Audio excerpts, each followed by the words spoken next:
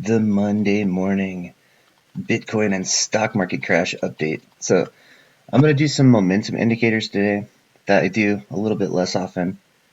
Tighten up this Bitcoin bubble ribbon. I'll take a look at the charts. I mean, Bitcoin obviously just did a stab. We're checking some support levels here. Momentum might be kind of helpful to figure out what's going on. Like, share, comment, subscribe, blah, blah, blah, blah, blah. Quick rundown of the last couple videos I did. IWM is a good look at margin loans, which head fake, boom, look like they're coming to the downside. Margin loans coming in, less money, bad for stocks.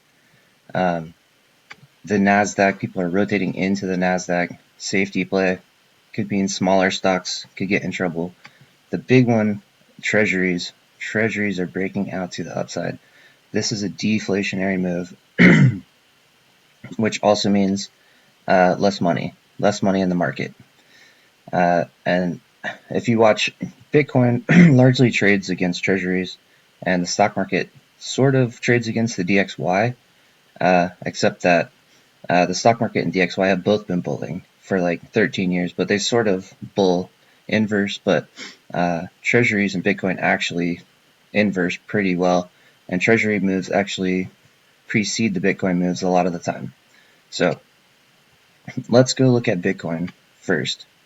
Tighten this little bubble ribbon. And so I've showed you the ribbon a couple times, right? Where, we blew out of the top of it, the big parabolic blow off like a long time ago, the recent parabolic blow off that everyone knows about, and now the less parabolic flatting, smacking pattern that we have here, right? And so let's do a bullish look, a bearish look. So I would say the bulls are looking for a Bitcoin peak sometime in the next 5 months or so, right? And I have had this idea that we're doing like this rising wedge, right? And so we just picked up support basically at the bottom of that rising wedge. So the bullish case here is start bulling, and then you can stab it, right? And then I think even the bullish people are expecting Bitcoin to come down after that. So I don't think we're gonna, if we go bullish like this, I don't think we're gonna get as high as people think. The whole diminishing returns situation, but I mean the ribbon, like we just have a tough time blowing out the top, and if we do, we reverse pretty hard. And we've already pretty much lost all of our steam here running into it twice. So anyway, bullish case I think is about 70 out in March or something like that. And this is a rising wedge reversal call. That's going to be way easy. If we're over here, it's a very easy bearish call to do. But what I think is actually happening now is a couple of things. For one, let's look at momentum, and let's look at bear channels, because we just picked up a bear channel and released down. So this move hasn't completely broken down, but it's threatening to do it now. And look at what's happening in the meantime, as we are on the bearish half of our momentum charts here, and we're not just on the bearish half. We are rejecting to the downside in bear territory. It's like we're going from kind of bearish to way bearish. Short, medium term, we're looking at like a month kind of outlook on this. And also on the RSI charts, we are in the bottom half of the RSI. It's not yet overextended, but it's kind of getting there. And people always say, like, once you're overextended, that's like where you bounce, which that's not how it works at all. How it works is once you go from the top half of the chart to the bottom half of the chart, you're going bearish. And if you stay on the bottom half, bearish, bearish, bearish. And once you go back to the top half, then you're going bullish again. It's just which half of the chart you're on. And the swings, the switches in the market are when you go from the top half to the bottom half, which we just did. And you have the momentum on the RSI coming down. So this is a bad technical look, a bad momentum look on Bitcoin. And I've showed the short play that I'm doing a bunch of times, which is Mara. And I can go look at that real quick. And this is because I think treasuries mainly are threatening Bitcoin, but now we have momentum against Bitcoin. a potential market pullback against Bitcoin. We have a big dollar move to the upside that's pressuring the stock market and Bitcoin. Treasury moves is a big deal. But we have this Craig Wright court case coming out. I just did a huge video on Craig Wright potentially being Satoshi Nakamoto, and like he is not in support of the BTC fork of Bitcoin. Like he supports a completely different fork of the chain. And if it comes out in court that like he actually is Satoshi, I don't know the odds of it being true, but like the BTC, the current BTC fork of Bitcoin is going to be in a big fight with the Bitcoin SV fork. And that's obviously like a black swan event for Bitcoin. That could be way bigger downside than even any of the technicals or momentum or macro ideas here. But anyway, Mara is several things. Like it's a meme stock that has exposure to a pullback in the stock market, and it's Bitcoin mining, which has exposure to Bitcoin crashing, and it has hideous, ugly technicals here. And I've been showing Mara the last almost every video just because it's like the worst. Like it blew the bull line, it hooked under a bear trend, it hooked underneath support, and this is where I got short, and I was being really careful with it because if you look back here, you can see we did almost the same move back here. We blew the bull line, we hooked under, but we got above it and immediately like exploded to the upside. So last week that was a big risk. This week, no. We already released out of hooking. Boom, we're releasing to the downside. So I mean, this thing could go from 50 to 5, 6, 7, something like that. It's potential this thing teleports to the downside if we get a black swan. And so that's what I've done. Like I'm just doing a normal kind of gentle put option setup here, but the potential for like a black swan down move is there. And I've showed like Nicola, I've done a couple of videos. Like I think if we're rotating kind of out of nonsense garbage companies that shouldn't exist, allegedly, Nicola has really big downside as sort of a SPAC acquisition, meme stock, with horrible technicals. This is the worst, like, sort of SPAC junk stock that I can find right now, is Nicola that could go from 10 to, like, 2, potential to teleport down. So those two stocks, I think, could get in big trouble. I've been looking around for other ones. I mean, there's some other charts that are bad, but they don't have the whole combination of, like, every problem at the same time kind of downside that these two have. But if you think of any other ones, please let me know, comment or whatever. Okay, so yeah. Anyway, Bitcoin. Let's go back to Bitcoin and look at. Well, I just showed the upside target. If it wants to go bullish, like my upside target is over here. Tighten this thing around here. Yeah, I could pop out. I'm saying like 70 in March, something like that. Would be a bullish rising wedge, ending diagonal, sort of end of the cycle thing. But I don't know that we're going to make it that far. It looks like we're getting in trouble right now. And if we do, there's obvious downside target here. And there's a bunch of ways we could get there. So I just showed kind of that hook under pattern. Like we could hook under here on this one, just like we did on Mara a minute ago. And then just like immediately bang down here. If we wanted to do like a black swan kind of drop, which we did. We did one similar to that back here in the COVID. So you can see here, we kind of bulled up, right? Picked up this down channel. Look, you see how we picked up the bearish shelf here? Then we hooked under and then boom to the downside, right? That's a very bearish reversal kind of setup. You run into the wall, you set up a bear shelf, you do that last hook, which is the dead cat bounce, boom. And that's not necessarily like a black swan kind of thing, but it's just like a big reversal pattern. If it sets up, it can have pretty big down moves. And so that's one pattern to look for here. That's potential, which could get in trouble. Whatever, 46. Like if we're getting underneath the channel, if we're getting off the bull line, and we're getting stuck underneath this downtrend here, 46 in January, end of January. Like if we're here, that's going to be a big problem area.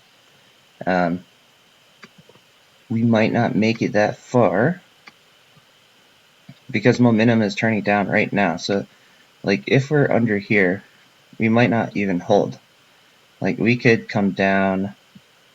This entire area is a big deal. You know, we got, oh, I'm missing an entire channel line. But anyway, this is the big support channel here. From about 10 to 15, anywhere from now until March or April, this whole window here, 10 to 15, March, like from now until April. So, right, 10,000 to 15,000 over the next 4 months. Like there's the chance that we come all the way down here. And I think it would be pretty hard to, if we did have a serious black swan event, which is almost likely right now, it seems like, with this court case. I can't believe Bitcoin is just hanging out like there's nothing going on. Well, it's not really. I mean, it's obviously it's like doing weird stuff, but anyway, I think it's going to be hard to stab lower than like 10. We do have a whole reaction area here. There's like a area at 6, but again, those are like black swan targets. You've seen the bullish kind of target, and you see the channels. So it's this cycle or this bubble is getting dangerous, and we are topping out. And I just don't see that much upside here. Yeah, sorry to everyone that thinks Bitcoin's going like to 400 right now, but I don't see that happening. Look at it. Look at it. We're just running into the wall. So let me go over to the stock market and look at this pullback. I think we're getting a green candle pre-market. Oh, no, it doesn't even want to do it. Okay, so the stock market is not as bearish as Bitcoin yet. So if we look at momentum here, we're just starting. The blue line is what we're actually doing, and the red line is like, is that trend gonna change? And right now we are starting to head bearish, and the red line is just following, and there's a pretty good spread between. So like, just say for instance the blue line says like, no, I don't want to go down to the bearish side, I want to go bullish. This is like a momentum bullish bounce. If we get that, boom, explode to the upside, and I would expect this to hop up here, and you'll see me flip like way bullish. And the upside, if that happens, is monstrous. I mean, we got a whole new channel up to 6,000 something on the S&P. Like, it could get ridiculous. That's a bullish look at the momentum. But you can see here, that's not the trend that's happening right now. I think that's a less likely case. If you look at the RSI and the MACD momentum, it looks like we're headed into the bear half of this now, and we're already crisscrossing into the bearish half on the RSI. And so in both cases, if you get down here and you're doing moves on the bearish half, the stock market's going to be going down. Same thing with the RSI. If we're down here doing bearish stuff, those are going to be bearish lower lows. So that's the look at the momentum and the market. And then the move that I think we're doing on the S&P, what it looks like it wants to do is, it looks like we jumped on this downward shelf here, right? Hop, jump, hop, jump, hop, jump. So I think we're going to jump hard again, but I think we're going to pull down into this 40 to 42 area. there's tons of lines to interact with over the next month or two down here. This could come down in 2 days all the way to this line. It could come down over the next 2 months down to this line, but I think we're coming into this area. Just say probably we have some pretty good downward momentum if we're coming down from here. We'll probably stab through it a little bit and probably slingshot to the upside. That's the move I'm looking for. So just say 40. 40 is a pretty strong stab. I don't know if we can stab that hard, but let's just say 40 is like really, really aggressive, and it's sort of halfway through the bottom half of the channel. I don't think we would crash like all the way. Like if we crashed all the way to the bottom of the channel, I don't think we would be slingshotting up at that point. I think we'd be just like trying to hang on to the bottom half of the channel. But right now, I don't think so. I think this downtrend line is a really good like slingshot support, and I've showed the whole Volmageddon to COVID situation a couple times, but this is a very similar pattern. You can see jump on a downtrend line, jump on it, stab it, slingshot, right? Jump on it, slingshot, up, up, up, right? So if we do that again on a smaller frame here, jump on it, slingshot, jump on it, slingshot, right? Jump on it, slingshot. So the next one, or even the next one after that, could potentially be the top, the actual top of the whole thing. And this is kind of the look I have here, is that I would think like this one, or if we can get even another one of these is going to be the top of like the whole market, which would be sometime during next year, like the beginning of next year or the end of next year. I think we're actually going to have the real top in the market in. It doesn't look like we're like blasting out of the top of this channel. It looks like we're stuck in the channel, and it's going to be a good upside target, and we could do like a false throw, but boom to the downside. But like you can see, you know, we have like the channel. Once you blow that, once you're under here, we have these two downtrend lines that run for the next, who knows, like 10 years until we get to like the kind of support that we had off of the financial crisis. Like we could get a bearish market for until 2026, you know, jumping down this line or bouncing off these things. Who knows? Then we could get another move up. I don't know about that big. I think once we fell all the way down here, it would be a switch into like probably a commodity kind of market instead of equities. It would, whatever, forget all that. Like, let's just worry about our little bounce right now, and the macro 5 years from now, we can worry about that later. But like obviously US equities have been the big deal now, but if they crash out, something else will be the big deal later, and I would imagine it would be commodities. Yeah, anyway, market crash update roughly complete. Let's see if there's anything cool else to look at. Please comment down here and let me know if there's anything else you want to look at. Let's do like gold. We're not really doing a macro episode, right? This is sort of like momentum indicator episode, but gold is just still doing kind of a bear channel.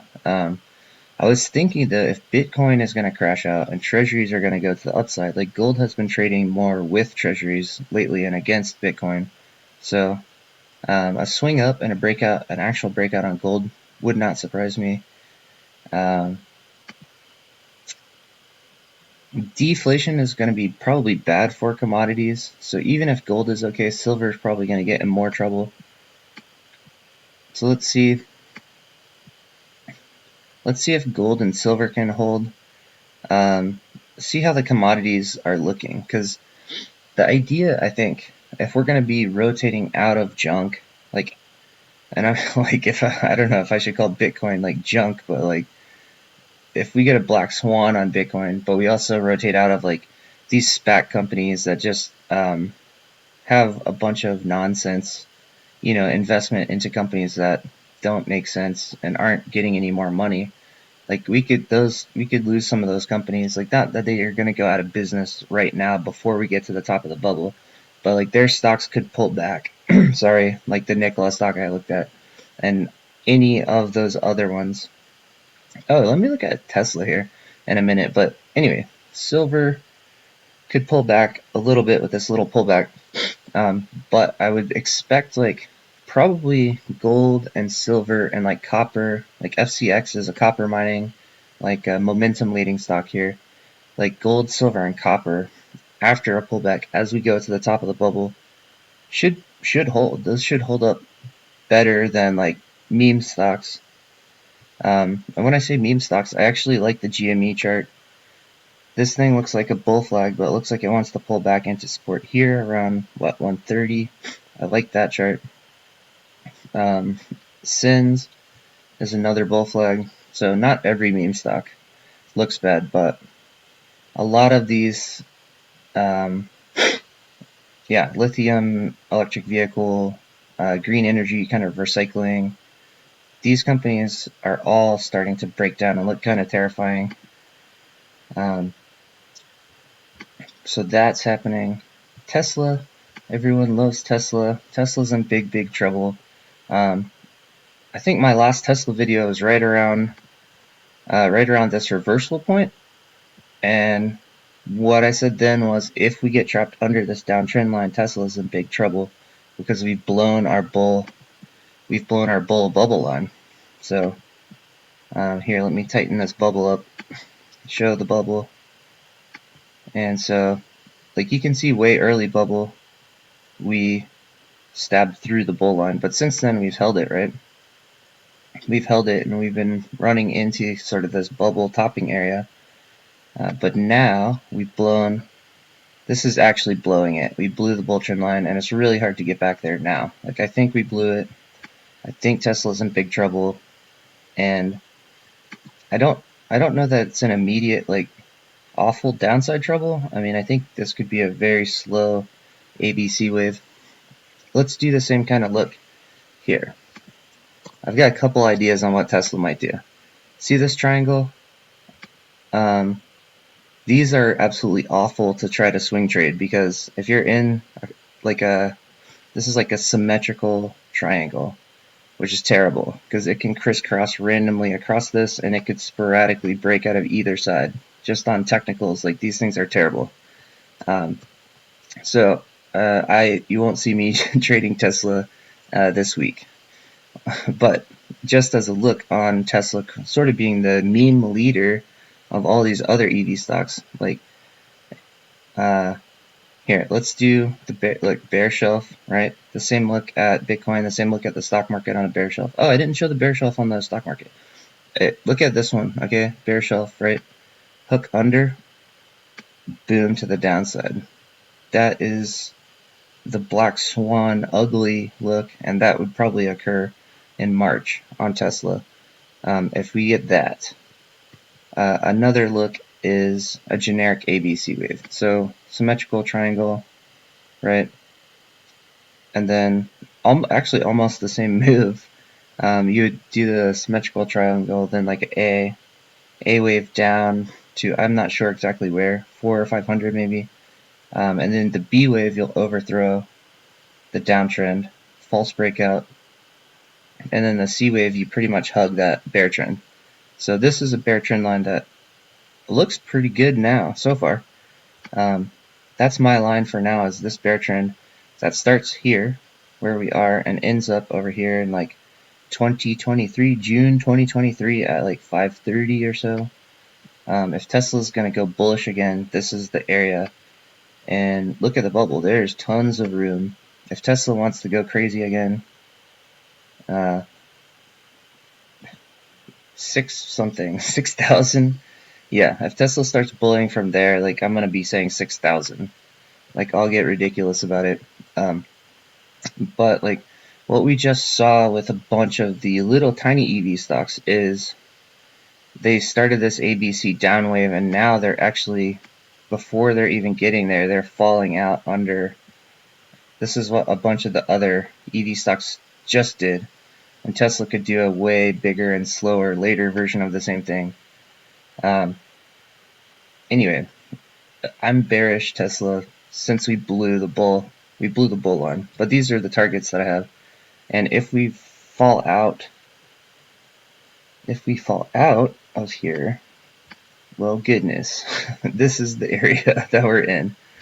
Like, yeah, so yeah, this will be crazy. This is not until 2023, but like, if we pick this up here as like a bull support and break out to the upside, like the upside of Tesla for 2024, 2025, I'm looking at 6,000 something, potentially there. And if it breaks to the downside, 30 bucks.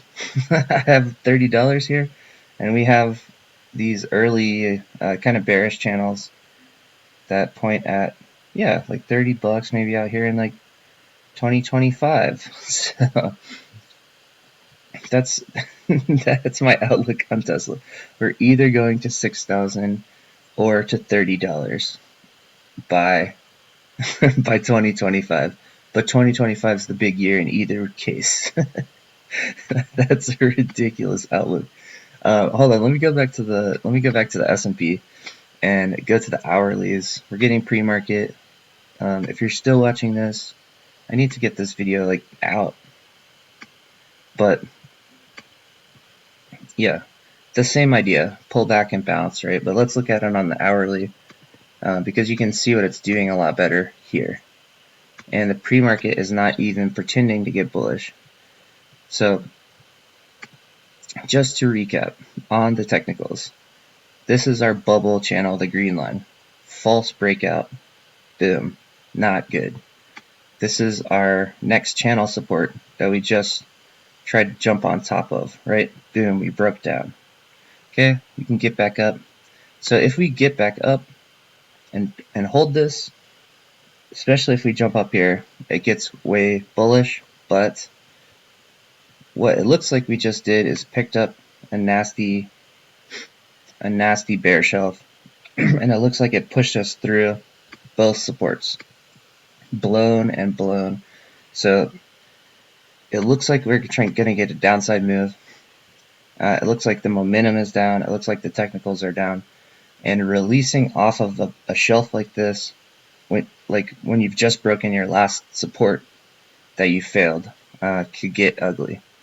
Like this could go boom, and this is hourly, so like over the net, like literally this thing could come all the way down, hit, or even test this line in 2 days. It could totally do the entire move this week, today, tomorrow, Wednesday. And then if we're stabbing lower than 41, we're getting into this slingshot area. And then you got to worry about all of these kind of levels. Make sure you can get through, and then again, the upside targets are right where we came from. Maybe blow out at the top, probably not, but that's the look now, is down at slingshot, which I don't know that the down move would surprise people very much, but the slingshot, I think there's a lot of people that want to go bearish and they're scared of the market right now, and this down move would scare everyone like crazy. And this is almost like a tiny version of the COVID crash, where you get a down move, the market gets way bearish, and then you get a slingshot. But COVID took 2 years to recover. It was a big, slower one. This is like on the daily time frame. Like the down move and the up move can be over a couple of weeks. So swing traders, well, paradise or demise or whatever. This is a really difficult technical trading environment here, but pretty good lines to work with. And I do think we're not to the top of the bubble yet. I think we're going to get at least one more higher high, but I am looking for a top literally on a 100-year bubble, especially since 1982 it started going vertical, and then since the 2008 crash we kind of have like a little bubble inside of a big bubble. Back out to the dailies. Yeah, I think I already drew all that. I already drew it. So yeah, this whole Volmageddon COVID situation is the left shoulder of the 100-year bubble. This little guy looks like the left shoulder of our 13-year run since the financial crisis. And I think the entire stock market is topping out this year. And it may be, I don't know. I don't want to guess if it's February-ish or September-ish, but those are the areas where it looks like it could do it. But let's just see what it does. Let's see what we get, because this is crazy. It's crazy. And let's see if we lose some of these bubbly things before we go to the top. Oh, and then also, if you're gonna try to go bullish on the last moves, it's not going to be Bitcoin. It's not going to be these SPACs, right? Those are the ones that I think will get in trouble. But what probably would bull to the top, I'm going to say the infrastructure stocks. Oh, and look at Google and Amazon. These are infrastructure of the world internet. These are not, meme, tech, growth, whatever. People always categorize them as that. I've been saying that. I'm not saying that anymore. These are infrastructure stocks. That's what they were like 20 years ago. But those two, Amazon and Google, I like. For the last leg up, FCX copper, I think, is a cool commodity play on the way up. Gold and silver, maybe. Like silver, if you get a gold breakout and a copper breakout, silver's going to do better than both. So potentially like a silver mining stock is even more leveraged, like AG or Gato. I have those in here somewhere. Yeah, for plays to the upside. But anyway, silver miners, whatever. Worry about. I don't know. I don't know where I put them. But yeah, like AG or Gato, like silver miners, if copper and gold look good, could make a pretty good move. So those are the kind of things that kind of will last to the end of the bubble. It's like these materials, minerals, infrastructure kind of stuff. And you lose the really high speculative things, which is like Bitcoin and SPACs. And like green energy is tricky, but weird junk like that. Oh, and then the big meme stocks. What's gonna happen with like GameStop? This one is really cool because this is a big technical bull flag, but like fundamentally, this one doesn't seem like it should be a great option if we're rotating out of weird companies. But maybe it is. Like it looks like it is. So this could be the cool thing. The whole apes against Wall Street story. If this thing actually does a slingshot move, it looks like it would pick it up around 120, 130 here over the next month or two, and potentially blow up into the thousands, and it could do it faster. But just say like 1,000-ish out by like April or something as a conservative idea, what a bullish move would look like out of this bull flag. But a lot of times these bull flags just throw a vertical flag stick. Like you get a vertical move and then flag, vertical move and then flag. So it's possible this thing goes to freaking, 1,500 by the end of January, for instance, if we get a crazy move. That's mostly off technicals. It doesn't actually make that much sense. But unless it does, like the crazy short interest and all of that, the whole story, maybe it's true. Maybe the short interest is actually insane and we can't see it on the data, but it happens. Alright, that's a ton of stuff. Alright, that's plenty. Cheers. Happy Monday. Happy whatever random week in December. And not investment advice. Have a good week and good luck.